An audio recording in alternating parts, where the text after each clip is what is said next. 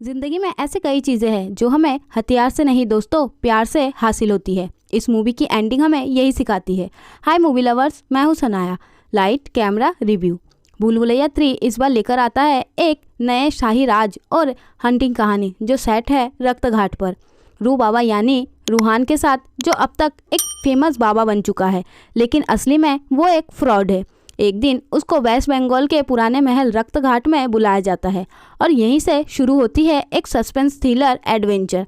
रूहान को बोला जाता है कि वो एक राजकुमार का पुनर्जन्म है जो 200 साल पहले इसी महल में रहता था और उसका मिशन है महल से मंजुलिका के भूत को हमेशा के लिए भगाना। पर जब रूहान महल में पहुंचता है तो चीज़ें और भी बिगड़ती है और भी ज़्यादा कन्फ्यूज़न हो जाता है, क्योंकि अब भूत एक नहीं बल्कि दो है, मंजुलिका और अंजुलिका। अब इन दोनों में से असली मंजुलिका कौन है, ये रू बाबा को ढूंढकर निकालना था। रू बाबा जो अष्टमी की रात को सेट करते हैं कि कैसे भी करके असली मंजुलिका कौन है ये ढूंढकर निकालना है। पर यहाँ पर बैक स्टोरी शुरू होती है। दिखाया जाता है 200 साल पहले इस महल में ऐसा क्या हुआ था कि मंजुलिका बनकर आज भी भूत भटक रही है। ट्विस्ट आता है तो पता चलता है अंजू और मंजू दोनों चाहते थे राज सिंहासन, पर उनके पिता उनके भाई देवेंद्र को ये देना चाहते थे सिंहासन। इस वजह से दोनों बहनों ने देवेंद्र को मारने का प्लान बनाया और एक दिन रात को डिसाइड किया कि देवेंद्र को आज मारकर दोनों ही राज सिंहासन ले लेंगे।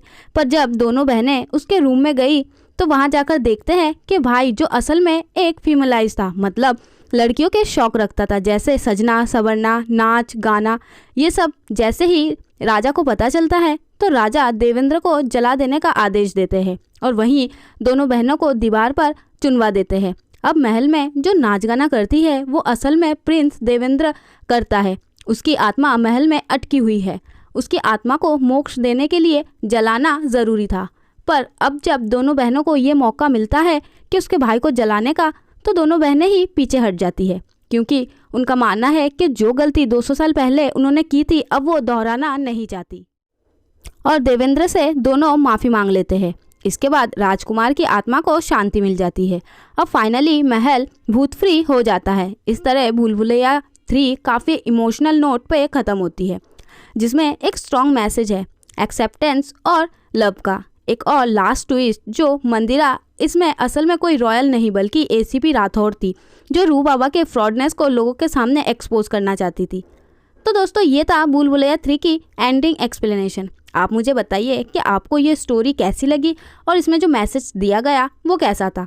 अगर आपको ये वीडियो पसंद आए तो वीडियो को लाइक और शेयर करना मत भूलना। ऐसे ही आप नई मूवीज़ के बारे में जानना चाहते हो तो मेरे चैनल को सब्सक्राइब ज़रूर करें। मिलते हैं नेक्स्ट वीडियो पे। Bye bye.